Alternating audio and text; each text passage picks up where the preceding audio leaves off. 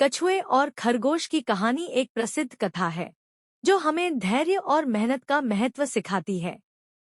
कहानी इस प्रकार है। एक दिन जंगल में खरगोश और कछुए ने दौड़ लगाने का निर्णय लिया। खरगोश अपनी तेज रफ्तार पर घमंड करता था और उसे पूरा विश्वास था कि वह धीमे चलने वाले कछुए को आसानी से हरा देगा। दौड़ शुरू हुई तो खरगोश तेजी से दौड़कर बहुत आगे निकल गया। यह देखकर कि कछुआ काफी पीछे है, उसने एक पेड़ के नीचे आराम करने का सोचा और सो गया। उधर कछुआ बिना रुके धीरे धीरे लेकिन लगातार अपनी मंजिल की ओर बढ़ता रहा।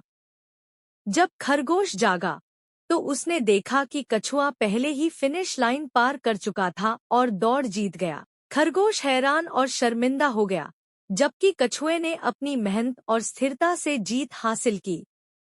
यह कहानी हमें सिखाती है कि धैर्य, निरंतरता और मेहनत घमंड और तेजी से ज्यादा महत्वपूर्ण है। अगर हम लगातार मेहनत करते रहें और एक दिन कामयाबी तुम्हारे कदम चूमेगी इंशाअल्लाह।